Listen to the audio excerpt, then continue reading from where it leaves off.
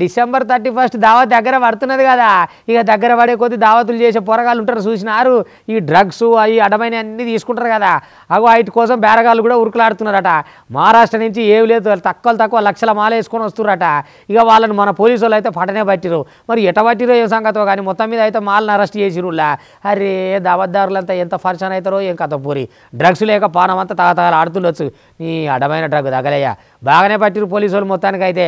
ఇక ఎల్లుండి దావతులు ఉంటాయి కదా, కథ ఉంటట్టుంది పోరిగా. పట్నంలో మల్లోత్యాప భారీగా డ్రగ్స్ ను పట్టుకున్నారు. 3 అంతర్రాష్ట్ర డ్రగ్ ముఠాలను పట్టుకున్నారు పోలీసు వాళ్ళు. ఇక న్యూ ఇయర్ వస్తున్నది కదా, ఇక రోజు ఎట్లుంటదో ఎరకనే కదా పట్నంలో మొత్తము. ఇక న్యూ ఇయర్ కోసం మహారాష్ట్ర నుంచి వెళ్ళి డ్రగ్ తీసుకొస్తున్న 3 అరెస్ట్ చేసిరు మొత్తం మీద.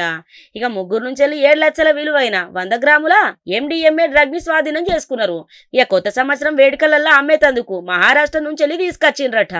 2000కు 1 గ్రాము కొని పట్నంలో 7000కు అమ్ముతున్నారట. ఇక ఈ నిందితులు మహారాష్ట్రలో ఒక నైజీరియన్ జోన్ ఉండెళ్ళి కొన్నట్టు ఒప్పుకున్నారు. ఇక పరారీలు ఉన్న జో కోసం గాలిస్తున్నారట పోలీసులు. డ్రగ్స్ అమ్మేటోళ్ల మీద కొనేటోళ్ల మీద మా పోలీసుల నిఘా ఉన్నదని గట్టిగానే చెప్పుకొచ్చిండ్రు. ఇక చూద్దాం పాండ్రి ఎట్లున్నదో. ఇందులో A1 అనూప్ అనే పర్సన్ ఆల్రెడీ లాస్ట్ ఇయర్ హెచ్న్యూ మన హైదరాబాద్ సిటీ నుంచి మళ్ళీ అరెస్ట్ చేయడం జరిగింది. ఆయన పొజిషన్లో కూడా సేమ్ MDMA డ్రగ్ పట్టుకోవడం జరిగింది 8 మంత్స్ బ్యాక్. అతను 8 మంత్స్ జైల్లో కూడా ఉన్నాడు. ఆయన మళ్ళీ జైలు నుంచి రిలీజ్ అవ్వగానే is gone back to Maharashtra. మళ్ళీ అక్కడ పర్చేజ్ చేయడం జరిగింది.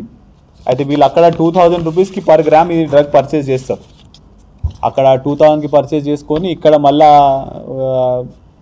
ఇక్కడ డ్రగ్స్ చాలా వాళ్ళకి డిమాండ్లో ఉంటుంది కాబట్టి ఇక్కడ మళ్ళీ 6000 7000 రూపీస్కి అట్లా అమ్ముతారు.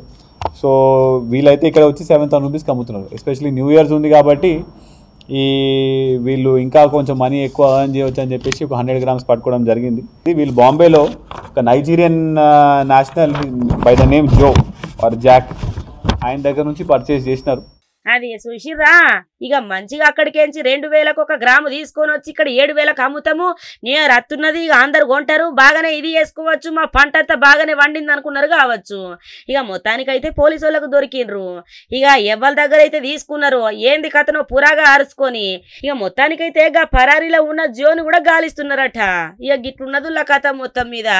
ఏందో ఏమో పోండ్రి, ఈ డ్రగ్స్ తీసుకొచ్చుడేందో గిట్లా అమ్ముడేందో కొనుక్కొని వీటిని వాడుడేందో ఏం అర్థం కాకుండా ఉన్నది ముచ్చట. రాను రాను సమాజం ఎటుపోతున్నదో అయ్యగిబిటికి బాగా అలవాటు పడి ప్రాణాలు మొత్తం దెబ్బ తీసుకుంటున్నారు. ఏదేమైనా పోలీసు వాళ్ళకైతే దొరికినరులా.